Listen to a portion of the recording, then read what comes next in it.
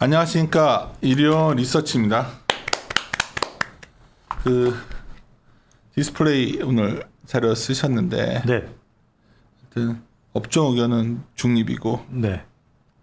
어떻게 보면 대형주는 쉽지 않다는 거, 중소형주 걸려서 하자는 얘기인데 네. 좋아할 얘기 들어가진 않은데 두 개 나눠서 하죠. 이제 산업 얘기가 중요하니까 산업 한 일부 녹음하고 2부에서 종목들 그냥 다루고 네. 쭉 한번 들어볼게요. 좋은 내용 많으니까요. 하여튼 뭐 같이 들어보시죠. 애플이 바라보는 미래 그리고 페이스북 왜 이렇게 정했는지 한번. 네. 애플이 바라보는 미래. 조만간에 이제 9월 중순이면 애플이 신제품을 출시를 또 하거든요. 네. 아이폰 신제품이 나오는데 작년에 비해서 그렇게 차별화된 포인트들은 그렇게 많지 않은 것 같아요. 웹페이지 볼까요? 네. 그냥 뭐 이게 네. 이거는 서두에서 말씀을 드리는 거고 10페이지부터 좀 이따가 차근차근히 말씀을 드릴게요. 네. 네. 일단은 이제 제목을 그렇게 지은 이유는 이제 애플이 앞으로 어떤 생각을 하고 있을까라는 거를 이제 과거 데이터와 제 생각을 좀 녹여낸 거고요. 그 안에서 이제 페이스북의 역할이 좀 들어가고 있죠. 최근에 페이스북이 이 오큘러스를 통해서 가상현실을 준비하고 있어서 그런 부분들을 잠깐 언급을 드렸고요. 그런 부분들이 이제 디스플레이 그러니까 산업에 많은 영향을 미치기 때문에 제목을 그렇게 지어본 겁니다.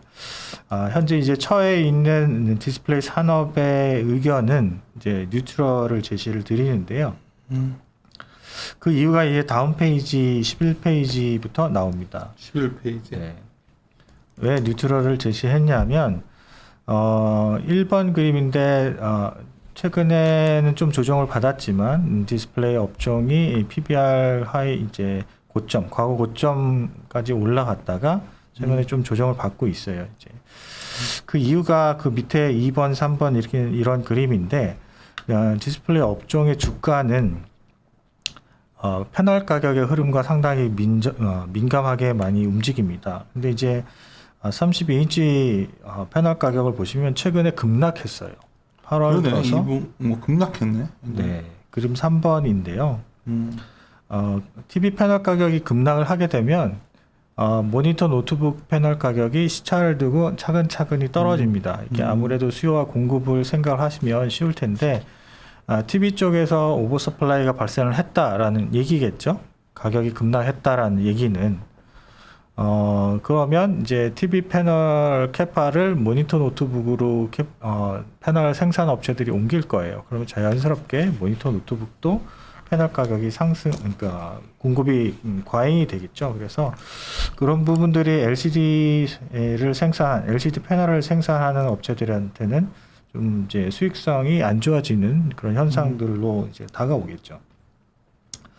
그림 4번은 뭐냐면 LG 디스플레이, 우리나라는 이제 대형 업체들이 LG 디스플레이 하나밖에 없는데 이제 글로벌로 이렇게 보면 2017년 전까지는 LG 디스플레이가 해외 경쟁사 대비 밸류에이션이 그렇게 뭐 저평가받진 못했어요. 근데 2017년 이후에는 점점 그 밸류에이션 멀티플이 좀 떨어지고 있거든요. 왜 그랬죠?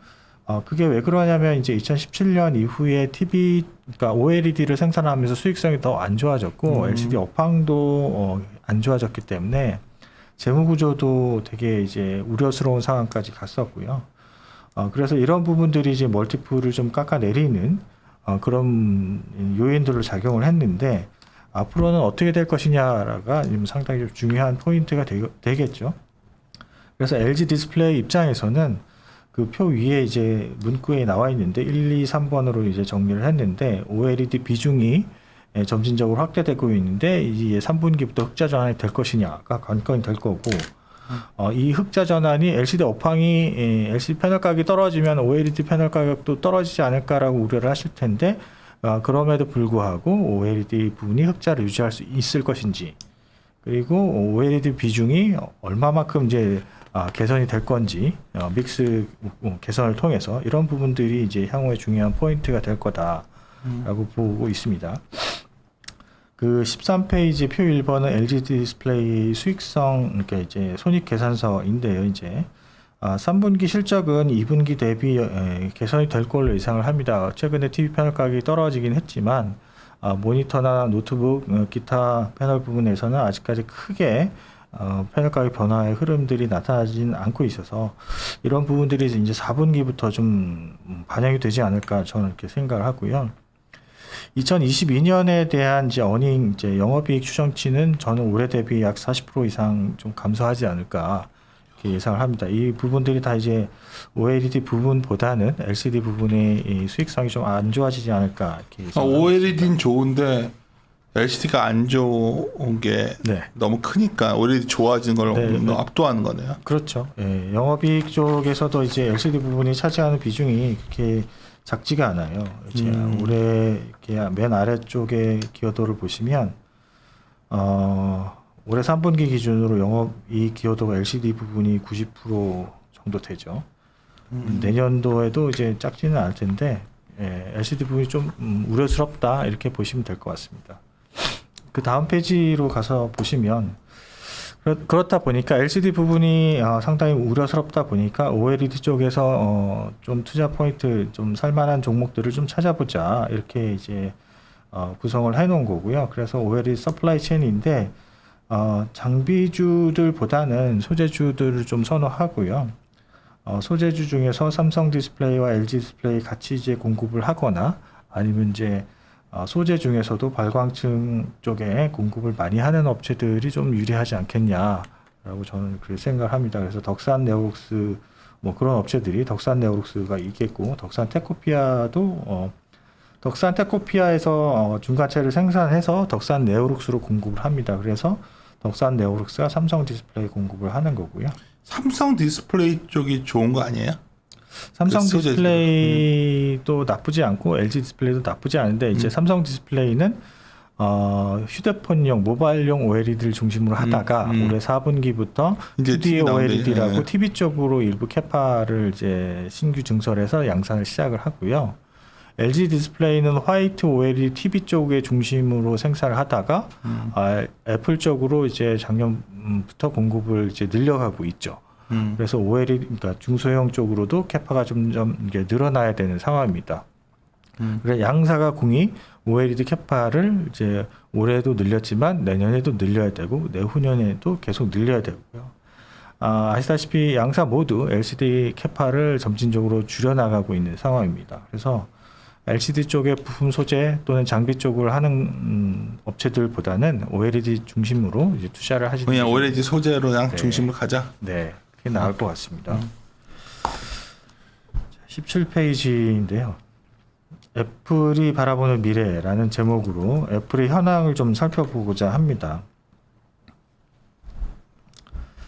그 다음 그림 17페이지 그림 7번을 이렇게 보시면 되는데 이제 6번은 애플이 제품별로 매출을 어디서 많이 얻는 거냐라고 이제 살펴보시면 그래도 대부분 아이폰에서 매출이 많이 나와요. 그러더라고. 2015년 이후부터는 여러 가지 이제 디바이스들이 다변화된 양상이 나타나는데 일단은 이제 하나의 포인트는 7번 그림인데 2015년에 애플이 아이폰 출하량이 피크를 찍고 그 이후로 매년 이제 출하량이 둔화되다가 2019년 미중 무역 분쟁 있을 당시에 저점을 찍고 최근에 좀 개선되는 흐름들이 나타나고는 있습니다.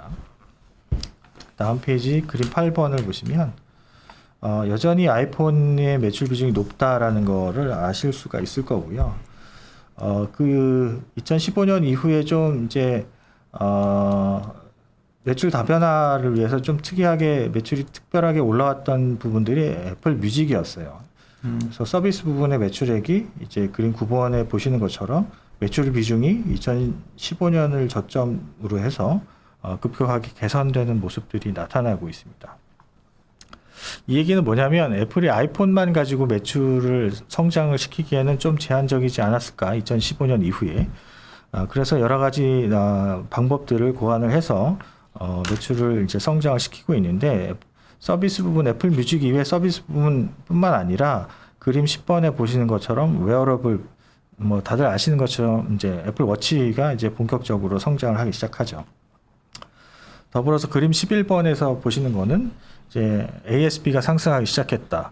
출하량의 성장이 제한되다 보니까 ASP를 상승을 시켜서 매출을 성장을 시키고 있는데 그럼에도 불구하고 제가 볼 때는 조금 제한적이지 않나라고 생각하는 게 그림 12번에 보시는 것처럼 애플의 점유율이 15%를 전후해서 계속 정체돼 왔다라는 거죠. 그리고 그 그림 13번에 보시는 것처럼 애플의 지역별 매출액 추이를 볼 때 가장 많이 이제 매출이 나오는 지역이 뭐 이제 미국 지역, 북미 지역, 그리고 유럽, 그리고 중국 이런데 미국과 유럽 지역에서는 매출 정체가 좀 나타나고 있어서 이런 부분들이 좀 한계점으로 다가오지 않을까. 디바이스가 좀 다변화해서 예를 들어 아이팟이라던가 네. 하여튼 그런 것 때문에 상당히 이쪽이 믹스가 좋아져서 되게 다양해지는 줄 알았는데 그렇게 성장 주가는 계속 상승을 하는데 성장이 있어 제가 경영진이라고 본다면 이런 부분을 되게 좀 리스크 포인트로 생각을 할 것 같아요. 카메라도 엄청 좋았다 해서 맨날 그 영화도 찍고 싶다 막 이렇게 엄청 했는데 네. 출하량보다는 이제 ASP가 증가를 해서 판매를 비싸게 해가지고 매출이 성장을 했다 이렇게 판단을 하시면 될 것 같아요. 또 하나 우려 포인트는 그림 15번인데요. 이제 글로벌 앱스토어 즉 애플의 앱스토어와 구글 플레이에서 다운로드 수를 좀 비교를 해봤는데 2000년 1분기 작년 1분기부터 이제 성장이 나타나고 있지는 않은 것 같아요. 물론 이제 구글 플레이도 비슷한 상황이긴 합니다만 이 부분이 좀 중요한 포인트가 아닐까라고 저는 생각을 좀 합니다. 나가보기에도 왜냐하면 다들 결국 애플은 스마트폰이 아니고 네. 결국은 이런 애플 생태계 얘기를 했었는데 이게 확실히 꺾이더라고. 이건 딴 데서도 내가 얘기를 하다가 상당히 강조하는 포인트가 하더라고요. 이거를. 그래요? 네. 네. 그냥 직접 투자하는 친구인데 네. 애플을 투자했던 친구거든. 네. 근데 주가 이렇게 올라갔는데 자기는 이거 보고서 좀 일찍 판 것 같아. 악담을 하더라고 악담. 그래서 잘한 것 같지는 않아. 근데 이제 계속 애플도 많이 한계 왔다. 네, 뭐 일찍부터 투자하신 분이라면 충분히 수익이 났을 테니까. 작년에 꽤 많이. 네, 이런 부분은 좀 우려 포인트라서 제가 매니지먼트라면 이런 원인에 대해서 조금 해결을 하고 싶어 할 것 같아요. 그래서 그럼 왜 주가가 많이 올랐냐라는 건데 23페이지부터인데요.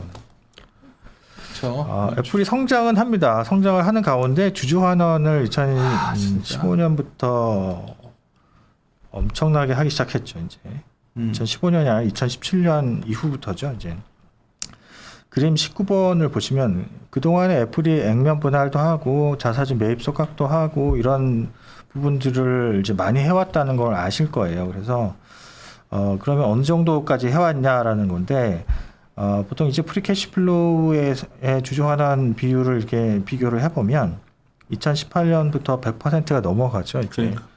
그럼 이제 현금이 나와 돌아서 그 현금을 주주들한테 돌려줬다 이런 의미인데 현금이 사라지는 속도가 2017년, 18년, 19년, 20년 이렇게 보시면 엄청나게 좀 빨리 소진이 되고 있다라는 건데요. 물론 이게 부족하다라는 의미는 아니고 성장을 위해서 M&A를 하거나 또 다른 이제 신규 사업에 진출을 하거나 이런 부분들보다는 주주 환원을 통해서 주가 상승을 좀 이제 바탕 역할을 좀 했다 이렇게 저는 이렇게 보고 있거든요. 남대정 의원 보기에 이제 전자가 자사주 매입 소각한 걸 안 하잖아요. 소각까지는. 네. 애플의 정책과 삼성전자의 정책 두 개를 놓고 본다면 좀 사견임을 전제로 네. 주가 측면에서 애플이 좋을지 모르지만 장기적으로는 어때 보여요 이게 적절하게 혼합을 하는 게 좀 중요할 것 같은데요. 애플은 계속 매출 성장을 이루고 있으면서 이제 주주 환원까지 하고 이러다 보니까 투자자 입장에서는 그걸 되게 좋게 볼 수 있어요. 왜냐하면 ROE가 떨어지지 않고 계속 방어를 하고 있고 회사 입장에서는 그런 부분들이 이제 투자자 입장에서 좋은데 삼성전자 입장에서는 약간 포인트가 좀 틀린 거죠. 성장에 조금 더 포커스가 가 있는 것 같아요. 그러니까 그 돈을 가지고 내가 투자를 해서 그 점유율을 유지하고 다시 이제 성장을 다시 도모하는 그런 쪽으로 좀 가 있는 것 같고 애플의 입장에서는 이제 포커싱이 좀 주주들에게 좀 더 가 있는 거죠. 약간 차이점이 있다고 보여집니다. 맞습니다. 그래서 ROE를 유지를 하느냐가 좀 중요한데 그림 21번에 보시는 것처럼 이제 애플은 ROE를 계속 유지를 하고 있죠. 예. 그래서 이게 투자자들한테는 좀 더 긍정적인 포인트가 좀 될 거다라는 건데 경영진의 입장에서는 그럼에도 불구하고 애플은 계속 성장을 해야 되니까 어떤 포인트로 성장을 할 거냐가 이제 중요할 것 같아요. 그래서 이제 25페이지부터 최근에 애플이 나타내고 있는 행보들을 좀 이제 살펴본 겁니다. 2020년부터 이제 WWDC라고 해서 이제 애플이 개발자 회의를 컨퍼런스를 진행을 하는데 매년 한 차례씩이요. 2020년부터 어떤 흐름들이 나타나고 있냐면 애플 실리콘이라고 해서 탈인텔을 이제 주장을 하고 있어요. 그래서 표 4번에 보시는 것처럼 이제 애플 실리콘, 그러니까 애플이 자체적으로 반도체 칩을 어떤 형태로 이제 개발하고 있냐라는 건데 작년에 M1 칩을 출시를 하면서 성과가 나쁘지 않았던 것 같아요. 평가가. 그래서 탈인텔에 대해서 상당히 좀 이제 속도를 내고 있지 않을까라고 생각을 하고요. 그 다음 페이지에서 보시면 이러한 것들을 이제 왜 애플이 하고 있느냐라는 건데 이제 작년에 그 WWDC에서 중요한 것 이제 포인트가 하나가 제가 볼 때는 플랫폼을 통합하고자 하는 시도들이 좀 나타나고 있는 것 같아요. 그래서 이제 모든 디바이스를 그러니까 예를 들어서 아이폰에서 쓰는 화면을 노트북에서 쓸 수, 맥북에서 쓸 수 있다거나 아니면 모니터에서 쓸 수 있다거나 이런 시도들이 지금 발생을 하고 있거든요. 그럼 이걸 갑자기 왜 하냐라는 거죠. 이제 제가 볼 때는 모든 디바이스를 좀 통합하고자 하는 그런 시도를 하고 있지 않나 이렇게 생각을 합니다. 그럼 이걸 왜 하냐라는 게 좀 중요하겠죠. 그래서 최근에 애플이 홈페이지를 통해서 광고를 하고 있는 것들을 그 다음 페이지부터 이제 언급을 해놨는데 모든 기기가 하나처럼 연결되는 경험이라고 이제 첫 페이지 이렇게 나옵니다. 그래서 M1에 대해서도 홍보를 하고 있고요. 그 다음에 보시면 이제 A14 바이오닉 AP 프로세서, 그러니까 어플리케이션 프로세서에 대해서도 많이 이제 강조를 하고 있습니다. 인공지능 기능을 채택을 하고 있다. 그래서 AR을 구현하기 위해서 라이다를 채택을 하고 있다. 이런 부분들을 좀 강조하고 있어요. 그래서 이런 부분들이 아마 제가 볼 때는 뭐 시장에서도 많이 예측을 하고 계시지만 차세대 애플의 신사업은 XR 환경이 좀 되지 않을까. 애플 글래스에 대해서도 인터넷을 찾아보시면 여러 가지 정보들이 많이 있습니다. 여러 가지 루머들도 많이 있고요. 애플 글래스를 통해서 애플이 AR이라는 환경을 좀 강조하고 있어요. 애플 글래스가 이렇게 심플하게 나올 수 있을 것 같아요. 실적으로. 안경처럼 일단은 그냥. 이제 뭐 특허나 뭐 그런 것들이 좀 나와 있긴 한데 실제로 어떤 방식으로 출시가 될지는 뭐 디테일하게 나와 있지는 않고요. 어떤 분은 그 오큘러스처럼 이제 완전히 쓰고 이제 하는 크잖아 등치가. 하는 그런 부분들을 먼저 출시할 것이다 이런 얘기들을 하시는 부분들도 있고. 이거 보면 뭐 엄청난 기술 혁신 같아가지고 이렇게까지 제가 볼 때는 이 애플 글래스는 그냥 윈도우의 역할을 할 뿐이고 아이폰의 역할이 조금 더 중요해지겠죠. 왜냐하면 제가 볼 때는 그 페이스북의 오큘러스는 이동에 제한이 있어요. 한정된 공간에서 할 수밖에 없고 애플 글래스를 쓰고 다니면서 온 거리를 활보하면서 이제 AR이라는 환경을 접하려면 아이폰의 역할이 조금 더 중요해지지 않을까라고 저는 생각을 하고요. 하여튼 모든 방향이 결국은 가상현실 쪽으로 가고 있는 거네요. 제가 볼 때는 뭐 그게 맞는 것 같습니다. 가상현실 시장이 커지면 반도체 시장도 엄청 같이 커지는 건가요? 그거는 이제 그러니까 커지긴 하겠죠. 롱텀하게 보면 계속 커지긴 할 텐데 이 반도체 쪽에서 어떤 부분이 더 커질 거냐라는 게 좀 중요한데요. 최근에 뭐 메모리 반도체 우리나라 업체들이 하고 있는 거는 메모리 반도체인데 스마트폰에서 지금 D램 같은 경우는 8기가에서 12기가까지 채택량이 늘어나고 낸드 저장 장치 같은 경우는 256, 512까지 증가하면서 계속해서 사용량은 늘어나는데 사실 이제 클라우드라는 환경 자체가 있잖아요.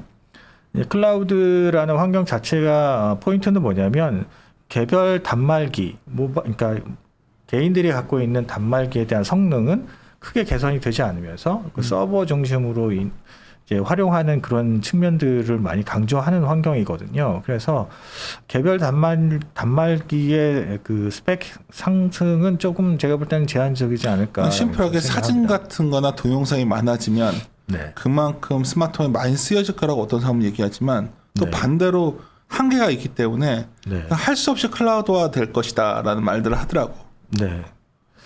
뭐 제가 볼 때는 클라우드 환경을 사용하시는 분들도 있고 저 같은 경우는 그렇게 많이 사용하지는 않거든요. 나도 뭐 유출되고 그러니까 싫더라고. 네. 그래서 뭐 개별 단말기의 성능을 나를 뭐 조금 더 중요시하는 싶어하진 사람인데 않겠지만 여하튼 내 개인의 어떤 그런 것들, 내 주변 사람들의 모든 것들이 그냥 네. 그러니까 이제 보안 기능들도 좀 많이 개발이 돼야 되겠죠. 네.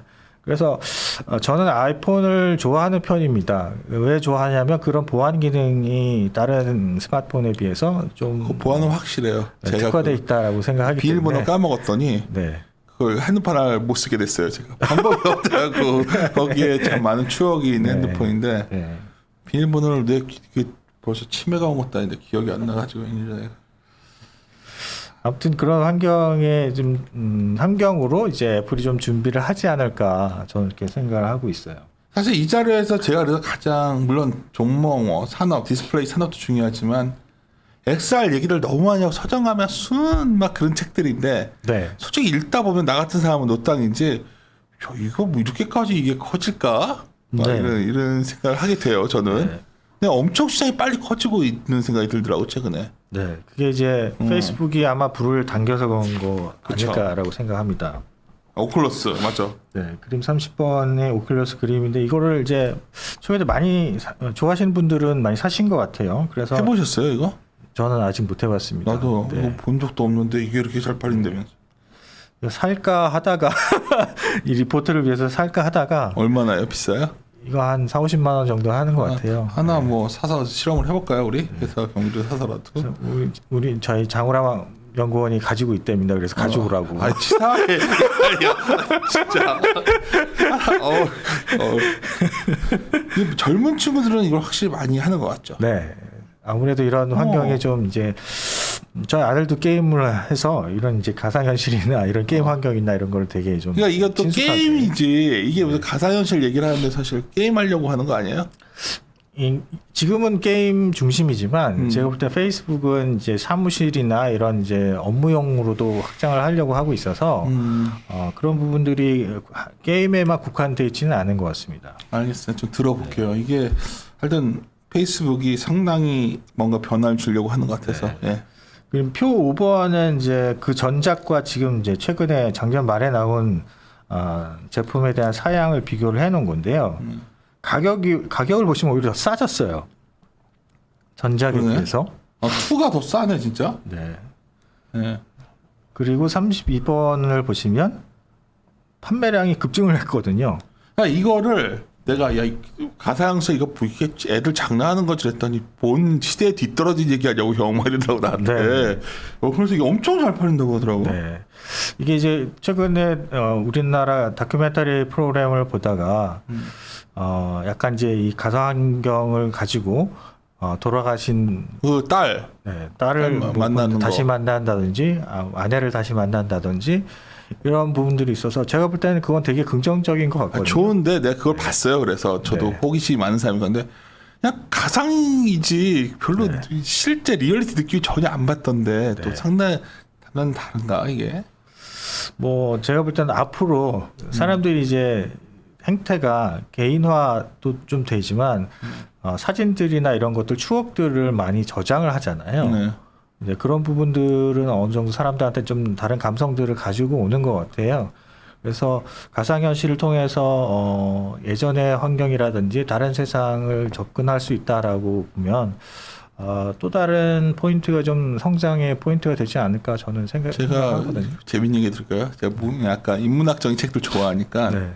누군지 생각이 갑자기 안 나는데 되게 유명한 분인데 독설가로 유명한데 만약 과거의 기억이 정확히 기억이 난다면 네. 인간은 너무나 지옥에 사는 느낌이 들어요. 사람이 그럴 나이가 수 있죠. 들면서 네. 안 좋은 기억은 까먹고 그 상대방에 대한 좋은 기억만 남기 때문에 인간이 살아갈 수 있는 거지. 시시콜콜한 기억이 정확히 기억이 난다면, 기억이 재편되지 않고 남다면 그 사람의 삶은 지옥일 거라는 거지. 인간들의 관계라는 게. 저 너무 자주 까먹어서 와이프한테 맨날 혼납니다. 그래요? 난 심지어 생일이라고 우리 와이프랑 내 생일밖에 몰라요. 네. 왜냐면 와이프 생일이 하루 전날이어가지고 기억하고. 저희 너무 얼마 전에 결혼기념일이었는데 까먹을 뻔했어요. 드라마 그거 안 되지. 나도 사실은 잘 까먹죠. 아무튼 아무튼 뭐 그런 환경으로 이제 업체들이 글로벌 빅테크들이 준비를 하고 있다라는 거죠. 그림 33페이지 그림 34번, 35번은 이게 2019년도 PwC가 작성한 데이터입니다. 이제 홈페이지에 엄청나네, 성장이. 나와 있는 자료인데요. 지금은 뭐 시장이 별로 안 크네라고 생각하실 수도 있지만 이게 2030년까지 가면 이게 엄청난 영향을 좀 미치지 않을까라고 이제. 사람들이 테슬라에 한번 당했거든요. 네. 테슬라가 이게 전망이 나올 때 사람들이 야, 이런 적자기업 망할 건데 왜 하나 했는데 이게 되니까 네. 이런 좀 미래 시장 규모가 커지는 산업에 대한 관심이 높은데 최근에 이쪽에 정말 많이 쏠리는 것 같아요. 사람들이. 네. 이 하드웨어 업체들 같은 경우는 하드웨어의 차별화 또는 성장이 제한되다 보니까 또 그 컨텐츠 쪽으로 많이 집중을 하는 것 같아요. 페이스북도 원래는 컨텐츠 업체인데 컨텐츠의 대상을 바꾸겠다라고 그치. 이제 언급을 한 거잖아요. 주커버그가. 근데 애플도 마찬가지로 이제 AR 환경을 이제 대놓고 준비를 하고 있다라고 이제 생각을 하면 그런 이제 환경 자체가 먼 미래는 아닐 것이다. 저는 이렇게 생각을 하고 있습니다. 그래서 그런 글로벌 빅테크들이 연구 개발을 어떻게 하고 있냐가 좀 중요할 것 같긴 한데 이제 37번 그림부터 이렇게 보시면 아마존하고 뭐 구글 이런 업체들이 R&D를 2018년부터 이제 많이 하고 있고 캐펙스도 많이 집행을 하고 있어요. 근데 이제 매출액 대비 캐펙스와 R&D 비용을 이제 비교를 해보면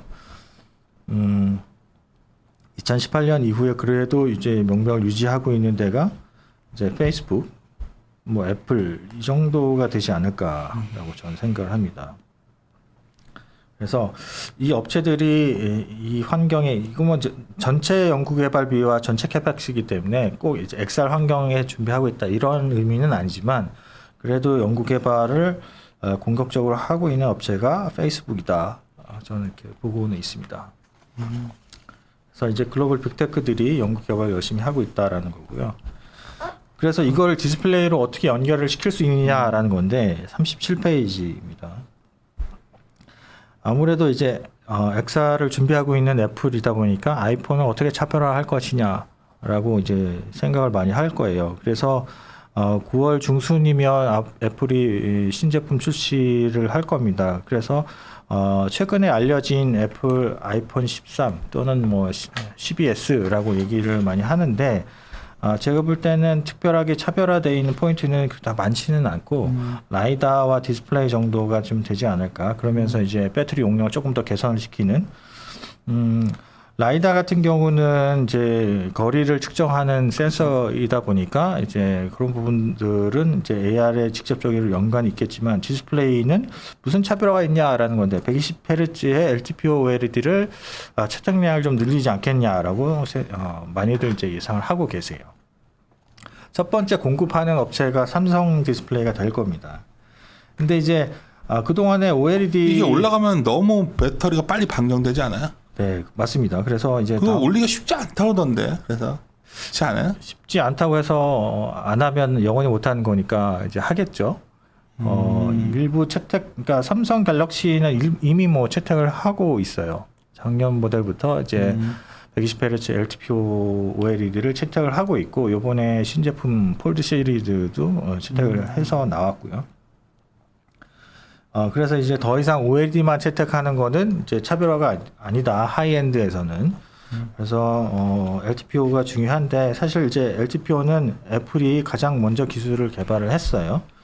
그래서 애플 워치부터 채택을 했는데 그림 46번에 보시는 것처럼 LTPO라는 거는 뭐냐면 기존의 LTPS OLED와 LTPO OLED의 차이점은 이제 옥사이드 TFT를 적용하냐 안 하냐인데 옥사이드 TFT의 장점이 뭐냐면 소비 전력이 낮다라는 거죠. 그래서 120Hz의 디스플레이를 채택하기 위해서 소비 전력을 좀 줄여야 되는데 그래서 옥사이드 채택을 좀 하고 있다라고 보시면 될 것 같아요. 40페이지의 표 7번을 이렇게 보시면 애플향 OLED 캐파를 그냥 제가 시뮬레이션을 해본 겁니다. 그래서 삼성 디스플레이에서 LTPO 캐파를 기존의 LTPS 캐파였는데 LTPO로 전환을 시킨 거죠. 거기다가 LG 디스플레이가 LTPO를 내년부터 양산을 할 거니 이 제품들을 가지고 6.7인치를 하이엔드 제품으로 채택을 한다라고 가정을 했을 때 몇 대나 생산을 할 수 있느냐라는 건데 2021년에는 약 3,500만 대, 2022년에는 약 6,400만 대 정도를 생산을 할 수가 있어요. 근데 올해 LTPO를 채택을 해서 내년부터 이제 쭉 늘어 나가겠지만 애플이 매년 2억 대 이상 생산을 해서 판매를 하다 보니까 현재 가지고 있는 캐파만 가지고 전체 LTPO 전체 아이폰에다가 LTPO를 채택하기가 어렵다라는 결론이 나오는 거죠. 그러면 삼성 디스플레이나 LG 디스플레이 또는 향후에 BOE가 될 수도 있겠죠. 근데 그 업체들이 LTPO 캐파를 더 늘려야 된다라고 투자를 해야 된다는 얘기네. 네, 보고 있습니다. 그래서 아까 LCD 업황 안 좋아진다라고 말씀드렸고 삼성 디스플레이, LG 디스플레이가 LCD 캐파를 줄이고 있다라고 말씀을 드렸어요. 그런데 OLED는 투자를 해야 되거든요. 돈을 못 벌겠네 그러니까. 그 업체들은 좀 힘들 수 있죠. 그러겠네. 심플하네 뭐. 네. 그래서 제가 볼 때는 OLED 캐파는 늘어나니까 대부분의 근데 장비 업체들이 뭐 OLED와 LCD 장비를 같이 하는 경우가 많으니까 그래서 장비 업체들보다는 소재 업체 쪽이 조금 더 향후에는 낫지 장비를 않을까. 다시 다 할 필요는 없는 거군요. 네. OLED만 생산하는 업체들도 있을 거예요. 그런 업체들은 좋아질 텐데 보통 같이 하는 업체들이 많이 있으니까 이제 OLED 쪽으로 그리고 OLED는 이제 해외 업체들이 또 많아요. 그래서 그런 쪽을 보다 보면 제가 볼 때는 오히려 소재 업체 쪽이 좀 더 낫지 않을까라고 저는 생각을 합니다. 그래서 이제 그런 결론을 말씀드렸고 그 이외에 대형 디스플레이 시장 현황이 어떠냐라는 건데 43페이지를 보시면 이제 55인치 네. 그 밑에 27인치 모니터 패널과 15.6인치 노트북 패널은 가격이 그렇게 많이 꺾이진 않았어요. 근데 55인치 아까 32인치 패널 가격도 보여드렸지만 패널 가격이 급락을 했습니다. TV들이잖아 TV 다. 네, TV죠. 근데 TV가 이렇게까지 가격이 급락한 적은 제가 볼 땐 크게 없었거든요. 근데 한 달에 10% 이상 가격이 패널 가격이 하락했다라는 거는 이거는 심각한 어딘가 문제가 좀 있다라고 판단을 할 수가 있겠죠. 그래서 그 앞 페이지로 이제 가서 보시면 그래서 LCD와 OLED의 수급 그래프를 그려놓은 건데 올해 3분기를 기점으로 급격하게 오버서플라이가 진행이 됩니다. 그래서 이게 이제 수급 전망인데 내년도 1분기까지는 되게 안 좋아질 수 있다라고 보시면 될 것 같아요. 44페이지의 그림 53번을 보시면 이거는 이제 관세청에서 수출 가격, 제품들에 대한 수출 가격인데 그 어떤 수출 가격이냐면 그 위에 그 원재료를 보시면 PCB와 뭐 편광판, 백라이트, LED, 글래스, 뭐 드라이버 IC 이런 제품들을 취합을 해서 가중평균 가격을 이제 산출을 한 겁니다. 이게 원가거든요. 재료비 원가니까 재료비 원가가 최근에 어떤 상태까지 와 있냐라고 볼 때 2018년 거의 고점까지 와 있다라는 거죠. 여기서 패널 가격이 떨어지면 원가가 과거 고점 수준까지 올라와 있는데 패널 가격이 떨어지면 당연히 수익성이 안 좋아지겠죠. 이런 부분들을 이제 LCD를 생산하는 업체들, 특히 이제 중국이나 이런 업체들의 수익성은 빠르게 안 좋아지지 않을까 저는 생각을 하고 있습니다. 45페이지에 가서 보시면 54번 그림인데요. 이제 이거는 이제 OLED만 따로 그러니까 발라내서 이제 수급을 그려본 건데 올해 4분기보다 내년 1분기는 약간 오버서플라이 전환이 될 겁니다. 아무래도 스마트폰이 비수기에 들어가니까 수급이 악화되긴 하지만 그래도 LCD보다는 조금 더 내년 하반기에는 좀 개선이 될 가능성이 높다 이렇게 보고 있어요. 그 다음 페이지는 이제 QD OLED 뭐 관련되어 있는 건데 이제 LCD와 OLED 원가 구성을 보면 이제 OLED에 비해선 LCD에 비해서 OLED가 동일 그 재료에 비해서 원가가 조금 더 이제 구성이 좀 낮다라고 생각을 하시면 될 것 같고요. 56번은 기술별로 화이트 OLED와 QD OLED를 볼 때 당연히 이건 QD OLED가 초창기이기 때문에 원가가 높을 수밖에 없다라고 보시면 될 것 같아요. 그래서 화이트 OLED를 생산을 LG 디스플레이가 하고 있는데 그림 58번은 OLED 부분에서 LG 디스플레이의 그 감가상각비 2020년부터 2021년, 2022년 크게 늘어나진 않습니다. 그래서 OLED 부분에서 수익성을 개선을 시키려면 두 가지 방법이 있겠죠. 재료비를 낮추든지 아니면 판가를 올리든지. 판가를 올리는 방법은 프로덕트 믹스를 개선시켜서 평균 판가를 올리는 방법들이 있을 겁니다. 그래서 아래쪽에 보시면 이게 이제 원래는 TV는 3스택 구조라고 해서 재료비가 좀 많이 들어가는데 이 2스택 구조는 이제 자동차용 OLED를 이제 채택을 하는 이런 부분들에 이제 적용을 하는 기술이에요. 구조예요. 그래서 LG 디스플레이가 자동차용 비중을 높이거나 2스택 구조를 다른 어플리케이션으로 확대를 한다 그러면 원가가 어느 정도 개선이 될 가능성이 높다. 이렇게 지금 자동차가 굉장히 디스플레이가 강화되고 있잖아요. 네, 그렇죠. 그쪽 시장 엄청 커지지 않겠어요? 향후에는 많이 커질 걸로 예상을 하고 있습니다. 지금은 제가 볼 때는 그래서 10% LG가 정도 전기차 쪽에 이제 협력을 강화해서 가면 네. 그 디스플레이 쪽으로 아무래도 먼저 진출한 업체이다 보니까 그 효과는 좀 빨리 달려오지 않을까 이렇게 생각을 하고 있고요. 삼성도 이제 TV 쪽으로 이제 OLED를 이제 생산을 하죠. 올해 4분기부터 QD OLED를 생산을 하는데, 제가 볼 때는 초기에는 원가가 중요하지 이제 크게 수익성을 기록하지는 못할 거예요. 아무래도 그쵸. 원가가 안 좋으니까 초창기 투자고 수율이 얼마나 좋아질지는 아직 모르니까. 근데 이제 여기서 이제 중요한 포인트는 내년을 바라볼 때 QD OLED 캐파가 3만 장, 월 3만 장 규모의 정체가 돼 있거든요. 수율이 개선이 되고 판매 방향 자체가 VD 사업부에서 공격적으로 판매를 하겠다라고 이제 본다면 내년 하반기 이후에 QD OLED 투자를 또 할 겁니다.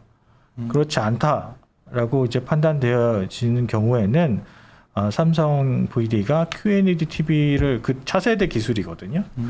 차세대 기술을 좀 더 중점을 두고 있지 않나라고 판단할 수 있겠죠. 제가 TV 하면 하여튼 LG가 압도적으로 더 좋지 않았어요? 많이 팔리긴 했지만 판매 화질 점유율 측면에서는 삼성 VD가 1등이죠. 그래도 LG전자 화질 측면에서 보면 그거는 개인의 선호도에 따라 다른 것 같아요. 사실 좀 아쉬운 게 화이트 OLED는 저는 개인적으로 생각할 때 색지연율이나 화질이나 이런 것들을 볼 때는 조금 더 OLED가 더 나은 느낌을 갖고는 있거든요. 예.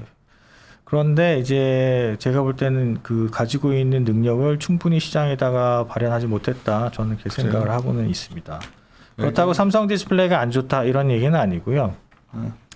QD OLED가 어느 정도까지 좋게 나올 것이냐. 저는 그러니까 LCD보다는 OLED를 선호한다 이런 말씀을 드린 거고. 누가 TV 산다 그래서 제가 삼성 거는 좀 이쁘긴 한데 네. 화질은 확실히 떨어진다는 얘기인데 내가 마음에 잘 모르고 산 얘기네. 네. 그거는 개인의 그런가요? 좀 선호 차이가 좀 반영돼 있을 수도 있어요. 네. 오해들 마시고요. 제가 그렇게 제 집에는 LG 거 쓰고 있어서 내가 사놨다고 그러는 거죠. 아무튼 뭐 최근에 그 전에 삼성전자 말씀드릴 때도 비스포크 브랜드가 상당히 좀 인기를 끌고 있다. 뭐 이렇게 말씀드렸듯이 삼성의 가전도 다시 회복세인 것 같습니다. 그래요.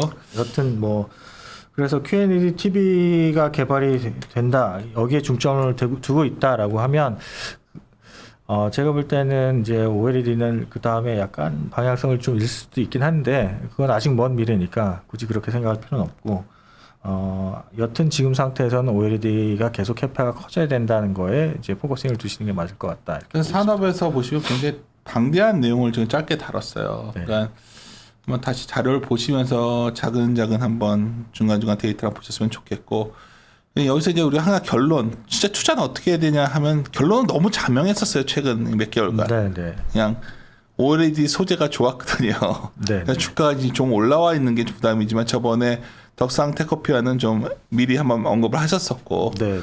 근데 이제 결론이 뭐냐 결국은 그러니까 대형주들은 좀 만만치 않아 보이고 반도체도 그렇고 여기도 그렇고 준성주인데 특히 OLED 소재주는 상당히 숫자가 좋아지는데 아침에 제가 질문을 했지만 많은 분들이 이제 이런 고민을 하죠. 그러니까 좋은데 밸류에이션이 좀 비싼 거 아니냐. 네, 근데 그렇죠. 네.